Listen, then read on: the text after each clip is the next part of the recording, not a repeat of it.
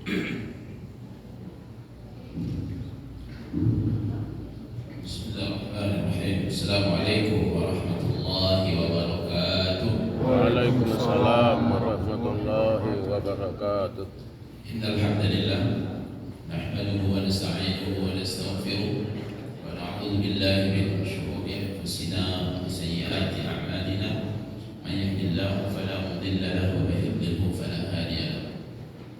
Asyhadu an la ilaha illallah wahdahu la syarika lahu iyyahu na'budu wa iyyahu nasta'in wa asyhadu anna Muhammadan 'abduhu wa rasuluhu la nabiyya illa rasulullah. Allahumma shalli wa sallim ala rasulina Muhammad wa ala alihi wa ashabihi wa azwajihi wa man sara ala nahjihi ila yaumil qiyamah. Amma ba'du. Ma'asyiral muslimin, Bapak dan Ibu sekalian, azani Allah wa iyyakum jami'an. Alhamdulillah, syukur kita kepada Allah Azza wa Jalla atas segala karunia yang telah diberikan dan terus diberikan oleh Allah Azza wa Jalla, yang tak akan pernah bisa kita hitung, tak bisa kita sebut, tak bisa kita catat, bahkan tak bisa kita ingat. Maka mudah-mudahan bersyukur, ucapan alhamdulillah itu tak pernah hilang dari lisan kita, tak pernah hilang dari hati kita. Kemudian kita juga memohon kepada Allah Azza wa Jalla, semoga salawat yang selalu kita bacakan akan selalu Allah sampaikan kepada Rasul alaihi salatu wassalam. Bapak dan Ibu sekalian, a'azzanillahu wa iyyakum jami'an. Kita kembali bertemu dalam kajian yang sama tentang murajaah, mengulang kajian tentang hukum-hukum fikih, hukum-hukum yang berkaitan dengan aturan-aturan Allah Azza wa Jalla, terkhusus tentang masalah ibadah. Sebelum kita mulai kajian tema kita, yaitu tentang puasa sunnah, menyelesaikan pertanyaan terakhir kemarin. Nah, Zullatul alim, kata Umar bin Khattab, tergelincirnya orang yang berilmu itu berbahaya.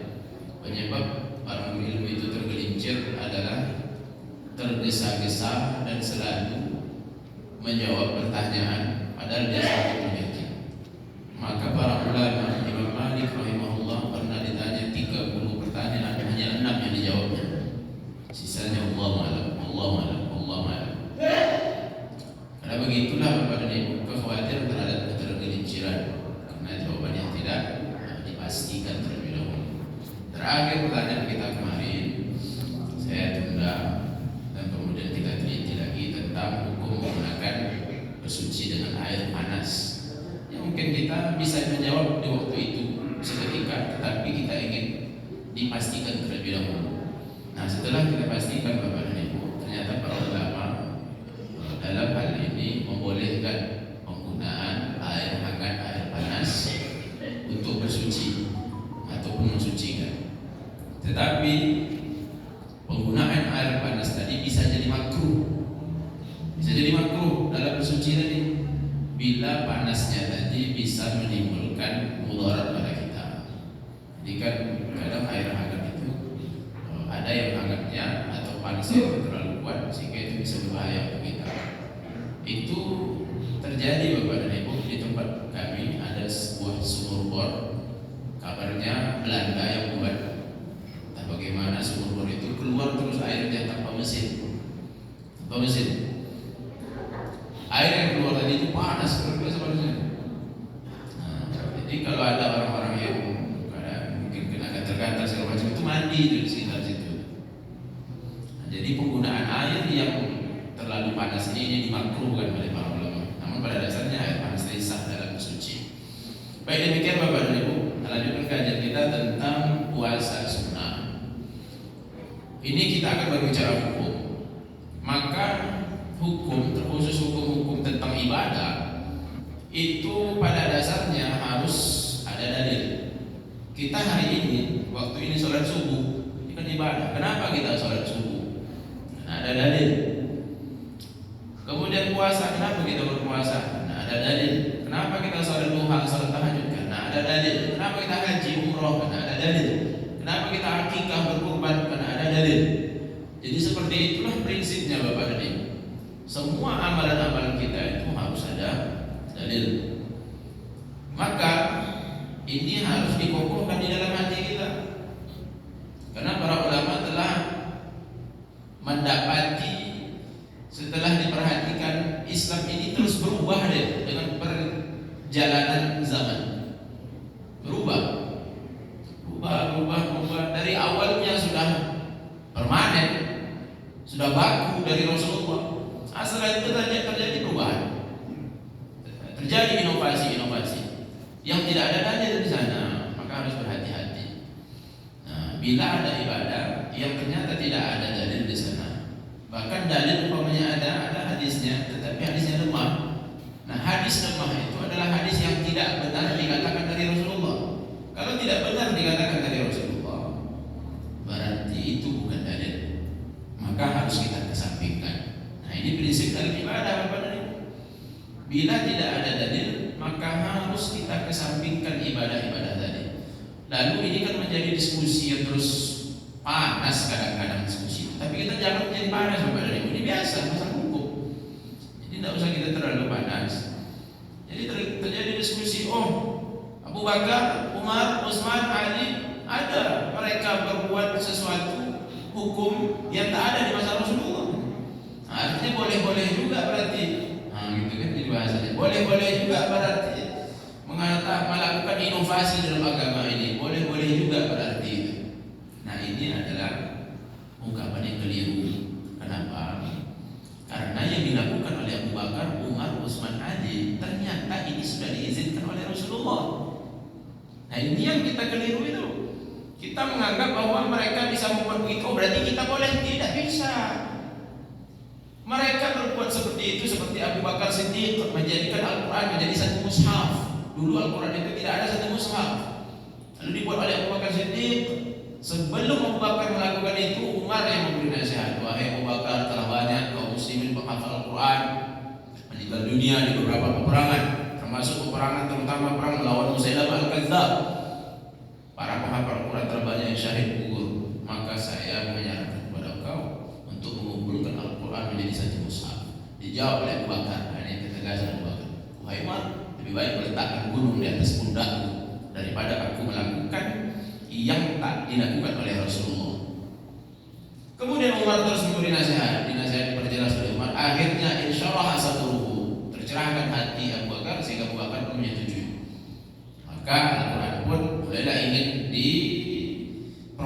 dilaksanakan proyeknya tadi untuk dijadikan satu mushaf. Mereka pun pergi menuju seorang sahabat Nabi, yaitu Zaid bin Thabit radhiyallahu anhu. Begitu datang, mereka sampaikan, Zaid, kita ini ingin melakukan sebuah proyek, itu menjadikan Al-Quran satu mushaf. Jawaban Zaid bin Thabit sama, wahai Abu Bakar dan Umar, lebih baik gunung kalian letakkan di atas pundakku daripada aku melakukan yang tak dilakukan oleh Rasulullah. Beginilah kehati-hatian mereka.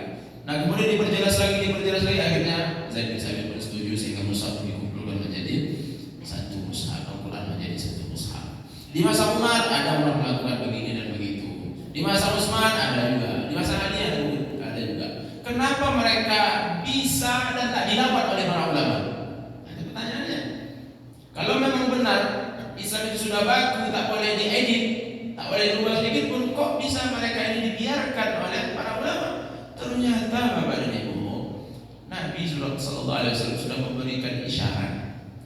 Kalian seandainya ada di antara kalian yang hidup setelah aku nanti, maka kalian akan menyaksikan banyak perselisihan pertikaian. Maka apabila kalian dapati seperti itu, alaikum bisunnati, maka kalian berpeganglah terhadap sunnahku, wa sunnatil khulafa'ir rasyidin al-mahdiyyin, dan berpegang teguhlah kalian kepada sunnahnya khulafa'ir rasyidin. Maka di sini sebenarnya Rasulullah sudah mengisyaratkan bahwa khulafa'ir rasyidin Abu Bakar, Umar, Utsman, Ali, mereka akan melakukan hal-hal, tapi hal-hal itu sudah Nabi bahasakan dengan sunnah juga. Inilah bukti bahwa mereka telah diberi izin. Nah, itu poinnya. Nah, sedangkan selain mereka tidak ada. Maka setelah Khulafaur Rasyidin tidak ada satupun ulama yang otak-atik lagi. Tidak ada berubah sedikit pun tentang agama ini. Jadi Bapak dan Ibu, poin besarnya adalah semua masalah ibadah tadi itu sudah baku. Harus ada sumbernya, referensinya, yaitu dari Al-Quran dan Sunnah. Kemudian kalau secara usul fikih ada ijma qiyas dan ada beberapa lain lagi yang diperselisihkan ulama. Nah, kemudian otomatis permasalahan tentang puasa ini pun juga demikian. Puasa sunnah, apakah ada dalilnya? Puasa-puasa sunnah yang kita lakukan hari ini, apakah ada dalilnya? Bila tidak ada, maka kita harus berlapang dada, harus kita kesampingkan. Kalau tidak ada, Bapak dan Ibu hati-hati.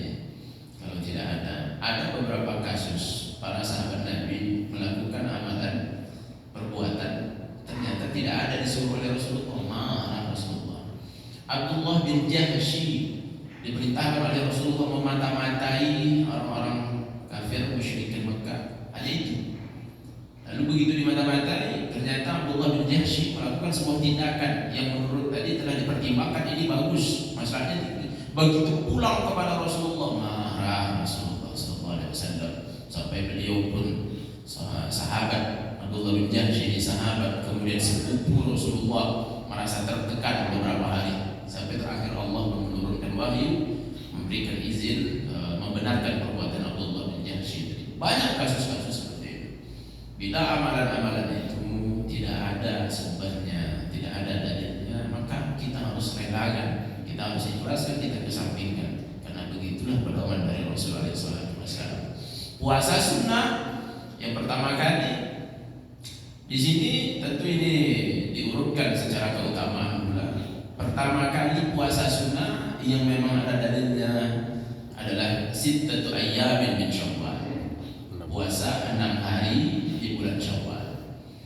Itu puasa setelah bulan Ramadan. Nabi alaihi salatu wasallam mengatakan, "Man shama Ramadhana thumma atba'ahu sittan min Syawal kana kasiyamid dahri." Siapa saja yang berpuasa Ramadan kemudian mengikuti puasa Ramadan tadi dengan 6 hari dari bulan Syawal, kana kasiyamid dahri, maka adalah puasanya itu seperti puasa 1 tahun. Di dalam riwayat lain, hikmahnya, penyebabnya dikatakan seperti puasa 1 tahun, karena setiap amalan kebaikan kita itu ala asyri amsalih. Dia itu amalan-amalan baik itu akan Allah lipat gandakan 10 kali. Itu standar minimal Allah itu. Allah kalau ingin memberikan balasan, standar minimal Allah itu 10 kali. Maksimalnya puncaknya sampai 700 kali. Antara 10 sampai 700. Maka matematika Allah beda dengan matematika kita.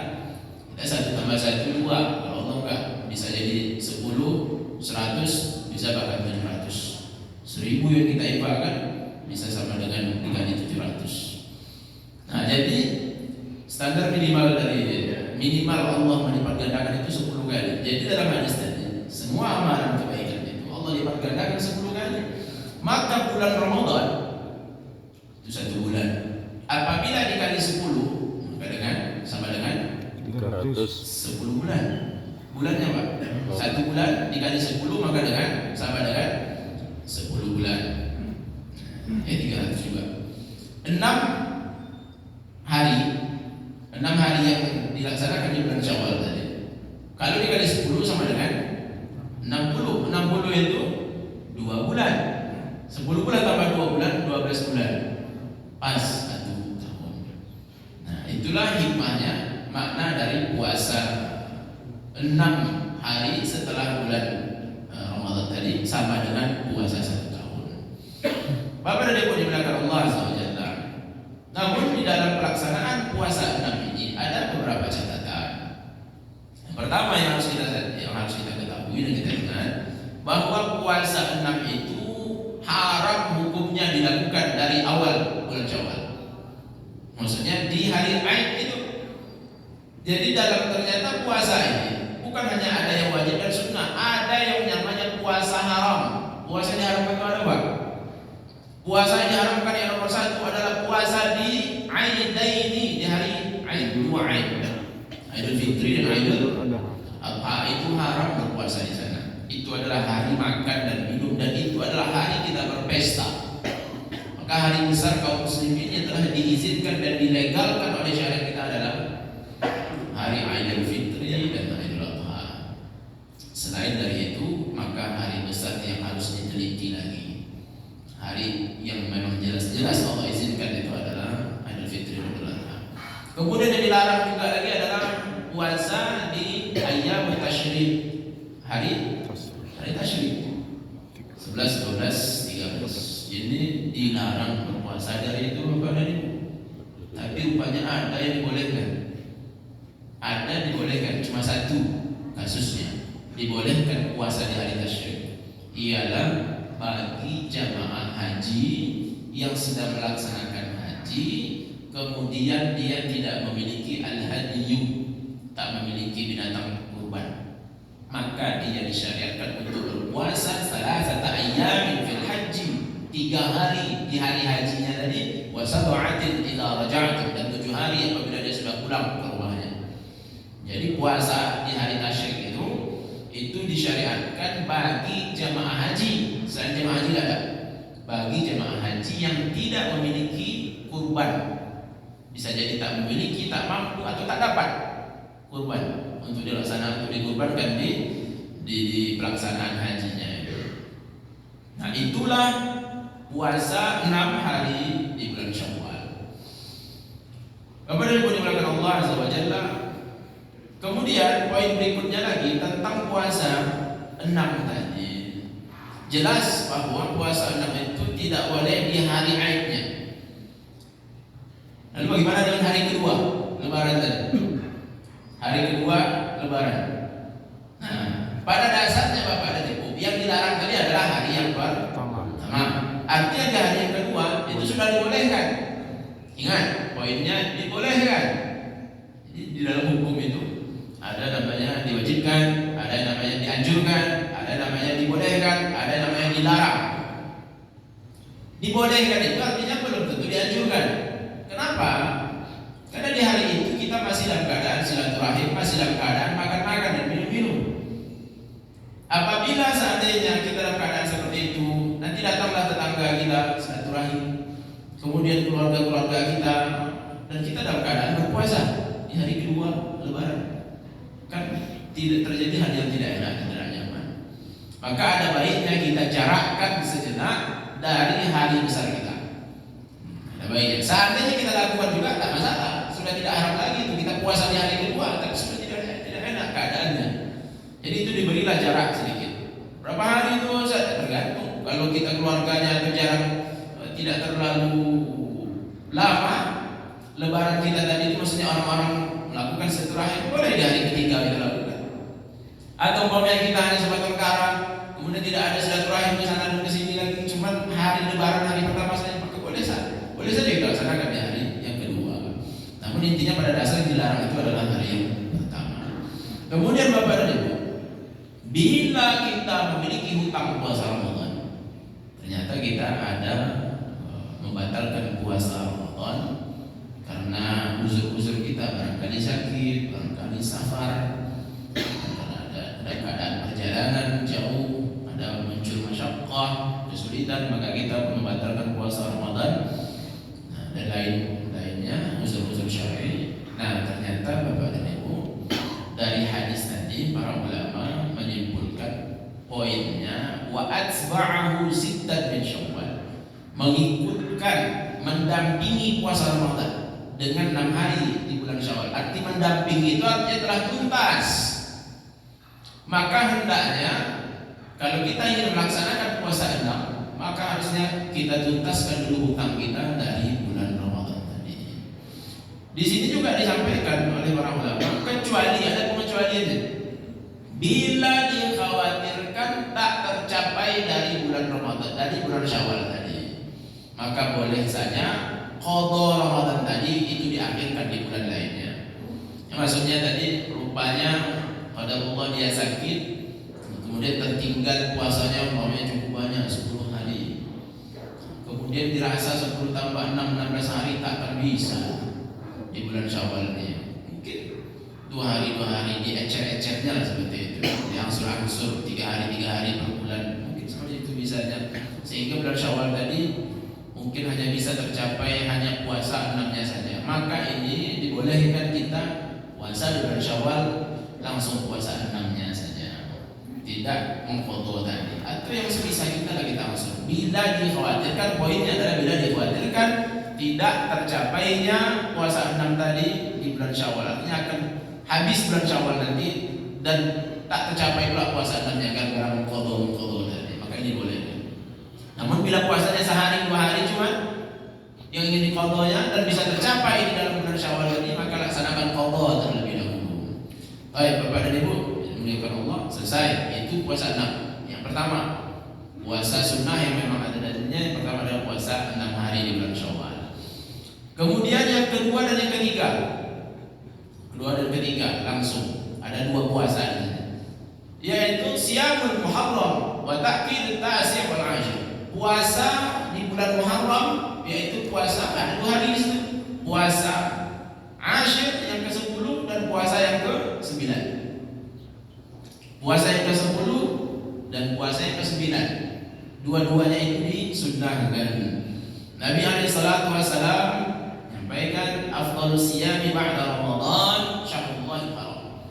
Sebaik-baik puasa setelah bulan Ramadan adalah Syahrul Muharram, bulan Allah yang Muharram. Wa afdhalus salati ba'da fardhidah salatul lail. Dan sebaik-baik salat setelah salat wajib adalah salat malam. Jadi Bapak dan Ibu dimuliakan Allah, ini salah satu dari sekian banyak dalilnya bahwa puasa Asyura, puasa bulan Muharram adalah puasa yang sangat Allah sayangi. Nah Bapak dan Ibu, kita harus agak berhati-hati terhadap bulan Muharram ini. Di tahun 3 atau 4 tahun belakangan di YouTube itu Bapak dan Ibu, ketika ditulis 10 Muharram di YouTube, tulis 10 Muharram, maka akan keluar video-video bagaimana orang-orang Syiah dalam melaksanakan 10 Muharram. Jadi kita harus berhati-hati, memang sangat jeli Bapak. 10 Muharram ini sangat besar pembahasan antara kita selaku Ahlussunnah wal Jamaah dan Syiah yang telah difatwakan oleh para ulama. Dia bukan Islam lagi Syiah. Maka Majelis Ulama Indonesia juga telah menerbitkan, bahkan dibukukan bagaimana Syiah dari bukan Islam. Kita harus hati-hati. 4-5 tahun sebelumnya di YouTube itu bila ditulis 10 Muharram Syiah, itu terjadi, akan kita lihat hal yang mengerikan. Tetapi sekarang sudah dihapus. Allah alam apakah dihapus oleh pemilik YouTube atau jangan-jangan langkah mereka sendiri. Apa yang mereka lakukan di 10 Muharram Syiah? Mereka berkabung berduka sangat dahsyat. Mereka meratapi peristiwa terbunuhnya Husain. Dan cara mereka melampiaskan kesedihan mereka tadi adalah dengan melakukan ritual berdarah. Di hari 10 Muharram itu, orang-orang Syiah menumpahkan darah mereka di sepanjang jalan, di setiap sudut-sudut tempat mereka berada. Maksud menumpahkan darah apa? Mereka ambil pisau, tikatnya pada tali, dicampurkan yang badan. Itu yang pisau. Yang tidak pisau memukul badannya sambil mengatakan ya Husain, ya Husain. Itu ada. Dan memang seperti itu aktivitas mereka. Nah, kemudian lagi setelah itu bahkan ada dulu di YouTube itu anak kecil umur 2 tahun atau lebih dikit mungkin, digendong oleh ayahnya, dibawa ke dalam ritual tadi, lalu diambil pisau, dilukai kening anak kecil tadi, akan keluar. Yang penting 10 Muharram harus keluar darah.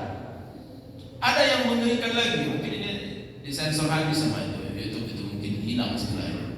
Ada yang memberanikan ini, diambilnya pedang panjang, dibalikkannya matanya ke atas, cambukannya belakang tubuhnya, langsung terbelah itu kayak durian, terbelah. Lalu dirapatkan lagi oleh kawan-kawannya, dibawa ke ambulan, dijahit. Apa kerjaan seperti itu? Inilah Syiah. Kenapa mereka melakukan hal seperti itu? Wujud penyesalan dan ratapan mereka dari peristiwa Husain. Karena Husain meninggal dunia itu ulah mereka. Syiah itu mereka lah yang punya ulah, gara-gara mereka Husain meninggal.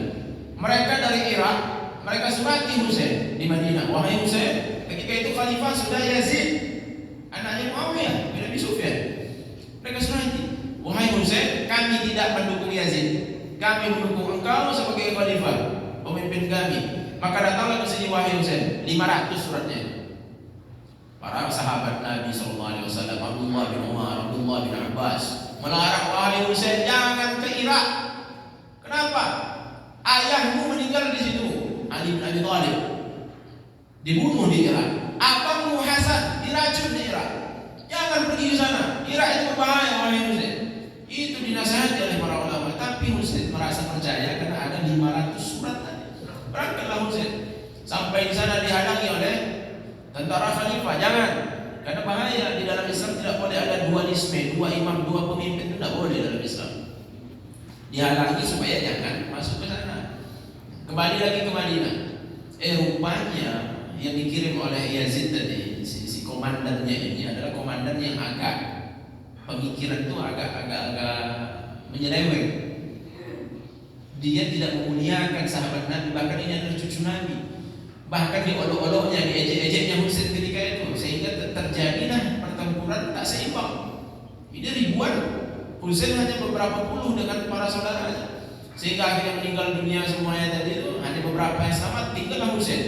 Begitu tinggal Husain, tidak ada satu orang pun tentara tadi yang berani membunuh Husain karena dia adalah cucu Rasulullah. Dia tidak berani, si komandan tadi.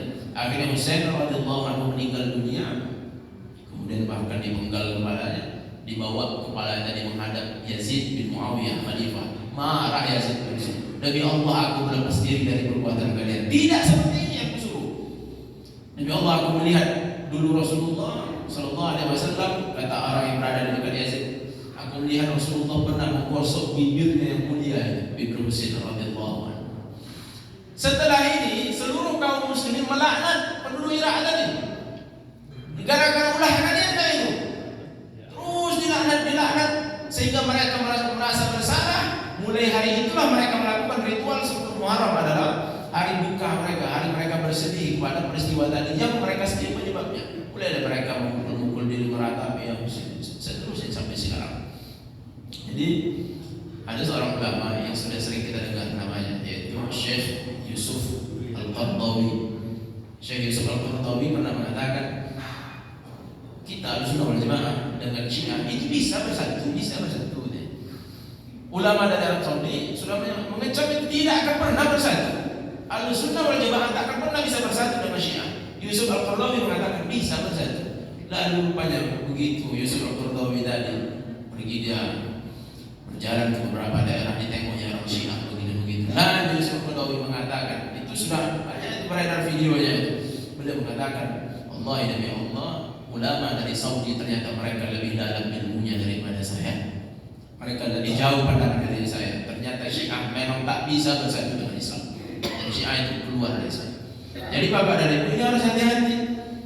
Kalau ada nada-nada dan amaliyah, ritual, kebiasaan yang ingin diajak kita untuk meratap-ratap dia sebelum Muharram, itu hati-hati. Ternyata itu tidak ada syariatnya, bahkan itu datang dari Syiah. Hati-hati. Karena di salah satu masjid di Riau ini saya sudah jumpai ada sebuah poster. Posternya itu bunyinya Irma, Ikatan Remaja Masjid. Di fotonya itu ada sosok seorang syekh dari belakang, tapi jubahnya itu sebagai background dari posternya itu, jubahnya itu warna hitam, kemudian pakai imamah, pakai sorbannya itu. Begini dia bentuk sorbannya, agak keluar rambutnya sih, tapi sorbannya juga hitam. Saya bilang ke pengurus masjidnya, Pak, siapa yang buatnya ini Pak, posternya ini? Nggak tahu saya, ini remaja masjid. Nanti Pak, kenapa itu Ustaz? Ini ulama Syiah. Coba Pak tengok bagaimana penampilan ulama Syiah. Mereka selalu pakai jubah hitam, pakai sorban hitam, dan seperti itulah posturnya Pak tengok. Lalu ditanya kepada remaja masjid, ternyata dijawabnya adalah, kami nggak tahu juga. Allah alam, apa benar-benar tidak tahu atau jangan-jangan taqiyah, samaran. Jadi kita harus hati-hati Bapak dan Ibu. Momen 10 Asyura bukan momen untuk bersedih dalam Islam. Tidak ada seperti itu. Bila ada yang mengajak-ngajak seperti itu, memang masuk akal rasanya. Cucu Rasul masa nggak sedih? Iya, kita sedih Bapak dan Ibu. Tetapi caranya tak ada yang seperti itu. Tidak seperti itu caranya. Maka dimanapun Syiah berada, pasti akan hancur negara itu. Dia ada di Irak, hancur Irak. Dia masuk ke Suriah, hancur Suriah. Dia masuk ke Yaman, hancur Yaman. Inilah makanya ekstrim dan bahaya Syiah. Jangankan untuk menghancurkan negara, anaknya lagi ditumpahkannya darahnya. Dan itu ada video dalam syariat kita. Jadi itu terkait puasa Asyura. Ternyata di dalam berbagai dalil yang sangat banyak, Asyura puasa di hari 10 Ramadan, 10 Muharram kita disyariatkan hanya untuk berpuasa, tidak lebih dari itu. Kemudian yang berikutnya adalah didampingi dengan hari 9 tadi. Hari yang ke-9 itu di sini Bapak dan Ibu yang dimuliakan Allah Azza wa Jalla, dinukilkan dari hadis Ibnu Abbas bahwa tatkala Rasulullah SAW melaksanakan puasa Asyura dan Rasulullah menyuruh para sahabatnya untuk puasa Asyura, Nabi pun mengatakan, para sahabat pun mengatakan, wahai Rasulullah, sesungguhnya hari Asyura ini adalah hari yang diagungkan dan dibesarkan oleh orang Yahudi dan Nasrani. Jadi orang Yahudi dan Nasrani juga membesarkan juga hari 10 Muharram itu. Lalu Rasulullah SAW mengatakan, fa in kana al-'amul muqbil insyaallah sunnah al-yawm at-tasir. Apabila tahun akan datang, insyaallah maka kita akan melaksanakan puasa yang ke-9. Artinya kita dengan umat-umat lain harus tidak sama. Sehingga Rasulullah pun bolehlah mensyariatkan puasa di hari 9 untuk menyelisih agar tidak sama dengan Yahudi dan Nasrani. Dan kita adalah umat yang lebih utama pula lagi untuk mengingat para nabi dan rasul sebelumnya. Nah, itu tentang yang kedua, puasa Asyura. Yang ketiga, itu 2 dan 3, itu puasa 10 dan 9. Yang keempat adalah puasa Arafah. Jadi puasa Arafah dalilnya sangat jelas, bahkan Rasulullah SAW menyampaikan puasa Arafah itu ganjaran dari Allah Azza wa Jalla adalah ampunan dosa 2 tahun. Setahun sebelumnya dan setahun yang akan datang. Itu dilaksanakan hanya bagi orang yang tidak haji. Jadi ketika Bapak dan Ibu nanti bila ada rezeki dan keadaan haji, itu tidak dianjurkan, tapi tak sampai derajat haram. Kenapa? Karena ada hadisnya bahwa suatu hari Nabi SAW ketika di Arafah itu dalam keadaan haji. Ketika itu istri Rasulullah SAW menyampaikan bahwa kaum muslimin kesulitan di Arafah, cuaca panas, bagaimana keadaan ibadah banyak seperti itu, kemudian berpuasa pula lagi, sehingga dilakukan oleh Rasulullah langsung mengambil susu dan minum. Jadi Rasulullah pun tidak berpuasa di hari Arafah. Seandainya dilakukan juga, maka itu puasa yang tidak dilarang. Seperti puasanya kita Idul Fitri dan Idul Adha tadi dilarang, tetapi ini enggak. Namun yang sangat dianjurkan tadi adalah bagi orang yang tidak haji, maka ada pahala dari Allah SWT, ampunan dosa 2 tahun. Tetapi dosa ini adalah dosa-dosa yang kecil. Dosa-dosa besar enggak. Dosa-dosa besar enggak, kemudian dosa-dosa yang berkaitan dengan hak-hak orang juga enggak.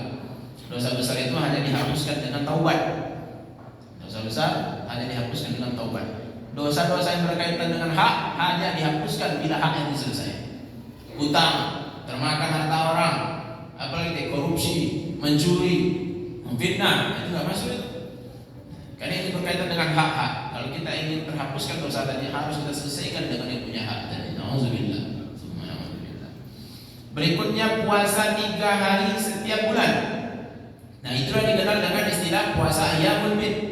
Itu puasa di hari yang ke 13, 14, 15. Itu memang ada dalil yang sangat jelas. Hikmahnya Bapak dan Ibu. Hikmahnya adalah ini ya. Kalau ditanya kenapa ada puasa ini, maka jawaban kita ada karena ada dalil. Bukan karena ini, bukan, itu hikmah.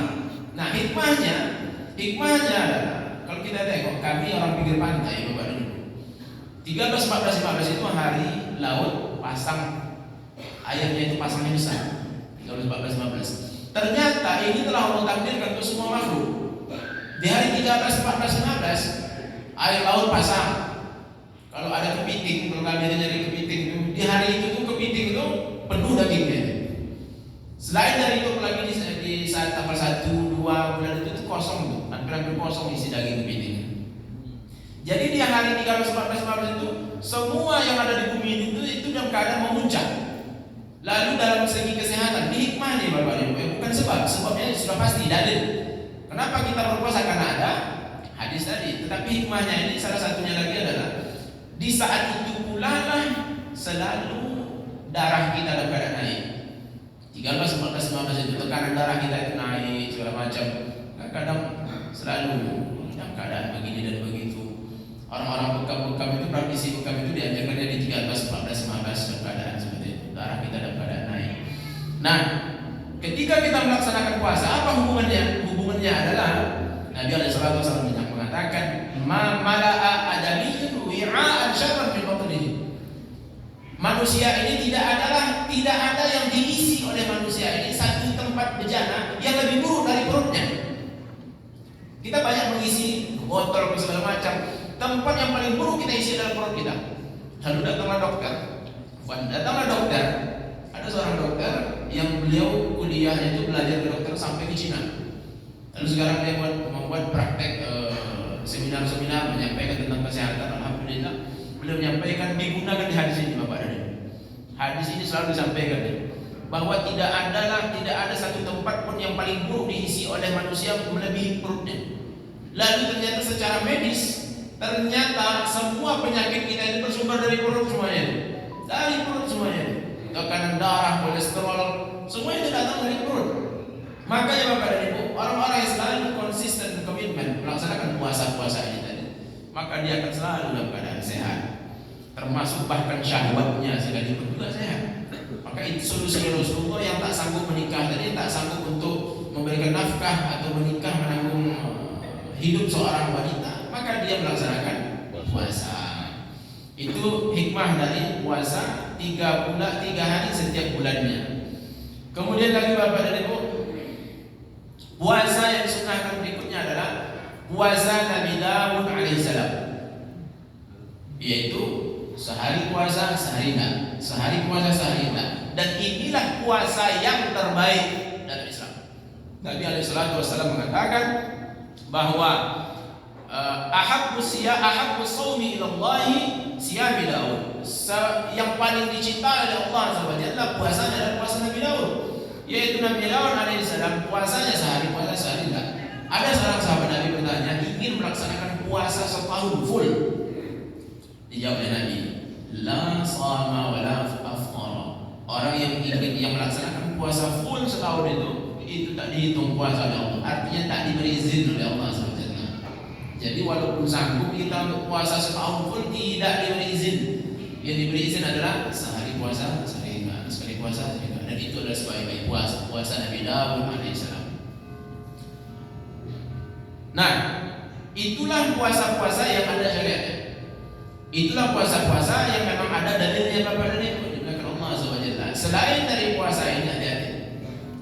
Apa? Kenapa puasa ini? Wah, ini memenang nih. Astagfirullahaladzim.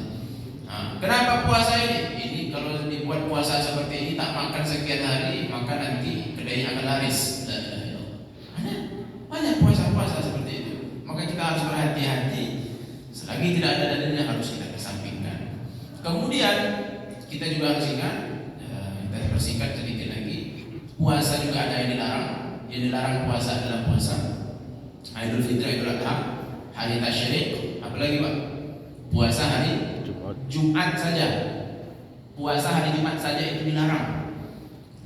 Maka ketika kita ingin melaksanakan puasa, umpamanya Arafah, itu kenanya di hari Jumat, maka harus kita iringi sehari atau sebelumnya atau setelahnya. Kalau Arafah sama hari Jumat, setelahnya itu sudah Lebaran, nggak bisa. Maka sehari sebelumnya kita dampingi. Untuk melaksanakan hari puasa hari Jumat, maka harus kita dampingi sehari sebelumnya atau setelahnya. Itu 3. Yang keempat, puasa yang dilarang adalah puasa di tanggal 30 Sya'ban. Ketika mau masuk bulan Ramadan, Nabi melarang mengawali bulan Ramadan dengan ada satu puasa yang dilaksanakannya spesial untuk melaksanakan bulan Ramadan tadi, yaitu di 30 Sya'ban. Dilarang oleh Nabi SAW kecuali orang yang dia memang melaksanakan Sya'ban tadi sudah ada sebelumnya. Karena bulan yang paling banyak Nabi SAW berpuasa sunnah adalah bulan Sya'ban. Nabi SAW di berbagai hadis yang sangat banyak, yang sangat banyak Rasulullah laksanakan puasa dalam satu bulan itu selain bulan Ramadan selain bulan Ramadan adalah bulan Sya'ban. Bulan Sya'ban itu sangat banyak. Apabila kita memang sudah puasa, udah umpamanya 10 hari, di 10 hari terakhir itu atau 3 hari terakhir itu sampai di hari 30 kita puasa, maka tak mengapa. Tetapi kalau dispesialkan 30 Sya'ban tadi untuk berpuasa, maka ini dilarang oleh Rasulullah SAW. Kemudian ini yang agak sensitif Bapak dan Ibu terkait nisfu Sya'ban. Ternyata puasa tentang nisfu Sya'ban tadi pada dasarnya dibolehkan, karena dalam bulan Sya'ban itu full semua dalam bulan Sya'ban tadi itu dianjurkan, sangat dianjurkan untuk puasa semua dari bulan Sya'ban tadi, termasuk di 15 Sya'ban. Namun poinnya, bila dispesialkan dan diyakini nisfu Sya'ban tadi ada memiliki keutamaan, hadis ini yang dibuat tanda kutip dan garis bawah oleh para ulama, karena tidak ada keistimewaan di nisfu Sya'ban itu, tidak ada. Apakah melakukan amalan ini dan begitu pas di nisfu Sya'ban itu tidak direkomendasikan oleh para ulama. Namun bila untuk puasa fullnya di bulan Sya'ban tadi, maka umumnya boleh dan dianjurkan. Kemudian puasa di bulan Rajab, keutamaan bulan Rajab. Kalau untuk puasa di bulan Rajab berarti masuk ke dalam puasa yang 3 hari tadi, puasa Ayyamul Bid. Tetapi kalau ingin diistimewakan Rajab tadi, ternyata juga tidak ada dalilnya. Nah, kemudian puasa yang dilarang tadi Bapak dan Ibu itulah Idul Fitri, Idul Adha, kemudian hari Jumat saja, kemudian Ayyamut Tasyrik, kemudian 30 Sya'ban. Kemudian lagi puasa yang dilarang adalah yaumun yashukku fihi. Nabi alaihi salatu wasallam mengatakan, "Man shama yauma yashukku fihi faqad 'asa Abul Qasim." Siapa yang berpuasa pada hari yang dia ragu, maka dia telah berbuat maksiat kepada Abul Qasim, kepada Rasulullah. Artinya kita tak boleh ragu-ragu pada hari kita berpuasa ya.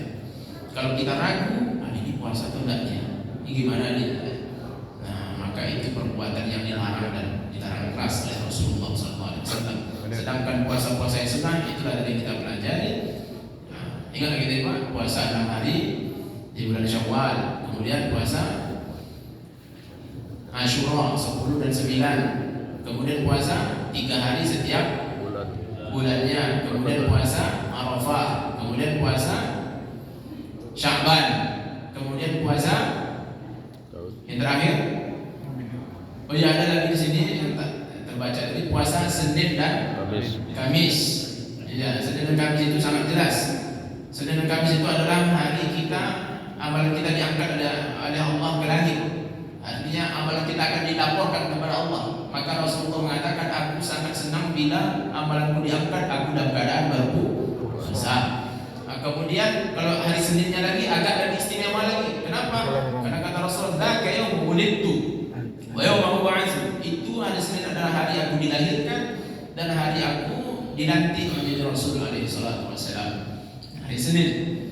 Jadi puasa Senin dan Kamis.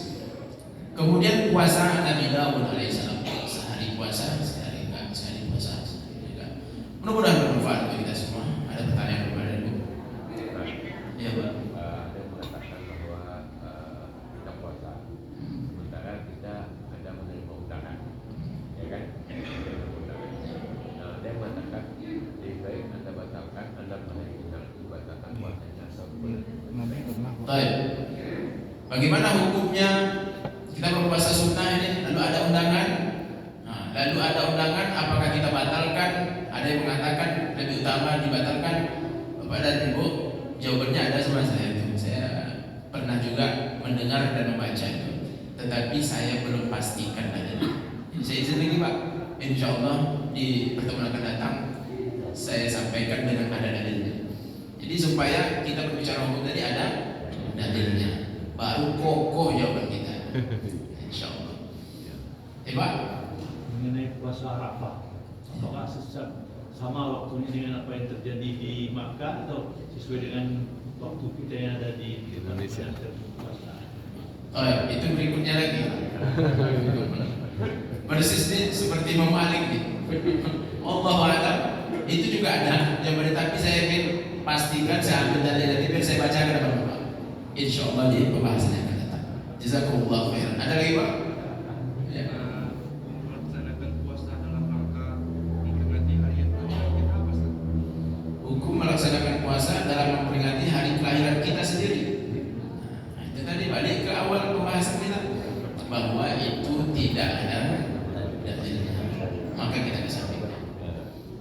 Terlebih lagi diri kita pula tidak ada anjuran memperingati kelahiran kita. Tidak ada.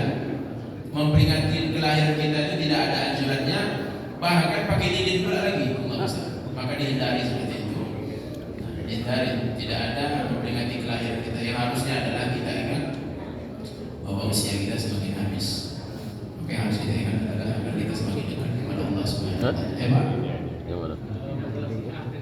Ya. Bapaknya. Ya, mungkin juga. Salah.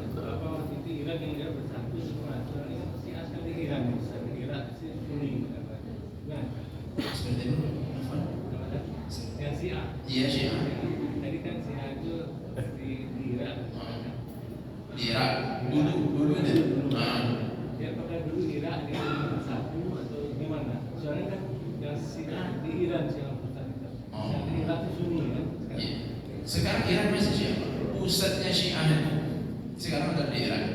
Ya, sekarang yang sebelum masalah macam Irak itu kan Sunni dulu.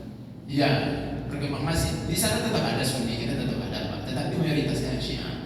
Nah, terkait Irak tadi, kenapa di sana di Irak Syiah, kemudian di Iran Syiah itu, apakah mereka terpisah seperti itu? Jadi ketika itu ini peristiwa terjadi di masa para sahabat Nabi, dan ini adalah zonasi istilahnya, bagian zona ini di daerah Irak, daerah wilayah Irak tadi. Maka di situ dan memang ketika itu mereka memang ada di situ saja. Nah, seiring perkembangan zaman maka mereka tentu menyebar. Dan hari ini sekarang ini Bapak dan Ibu memang pusatnya ada di Iran. Di Irak tadi juga sangat besar, sangat banyak. Tetapi kaum muslimin Ahlussunnah wal Jamaah juga banyak. Namun mayoritas adalah Iran. Maka Bapak dan Ibu ketika dibuat rilis negara Islam paling kuat di dunia yang punya nuklir masuk 2 negara. Dari 10 negara Islam yang punya nuklir ada 2, Iran dan Pakistan. Tetapi kaum muslimin dan para ulama mencoret nama Iran. Jadi negara Islam yang punya nuklir adalah Pakistan. Iran tak masuk dalam list daftar negara Islam karena mereka memang sudah keluar dari Islam. Jangankan hal yang lain-lainnya, rukun Islamnya sudah beda, azannya sudah beda, rukun Islamnya sudah beda. Al-Quran yang ada sama kita ini kurang ini Bu. Ini baru 1/3 kata Syiah, 2/3 ada sama mereka. Seperti apalah ayatnya, bingung kita. Musailamah sudah buat 2 surah aja, bingung kita dengarnya. Al-fil, mal-fil, wa adraka mal-fil, gajah. Tahukah kamu gajah? Tahukah kamu apakah gajah itu?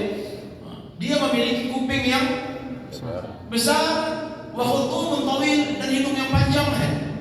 Musailamah membuat 2 surah, ada bingung kita dengarnya. Syiah ada 2/3 lagi yang kurang sama mereka. Jadi banyak hal-hal yang memang fondasi dalam Islam ini sangat berbeda dari Syiah. Maka itulah para ulama menyepakati bahwa Syiah telah keluar dari Islam. Syiah itu dikatakan agama, bukan dikatakan aliran. Wallahu a'lam. Mudah-mudahan bermanfaat. Hadza sallallahu alaihi wasallam wa bihamdihi asyhadu an la ilaha illa anta astaghfiruka wa atubu ilaik. Assalamualaikum warahmatullahi wabarakatuh.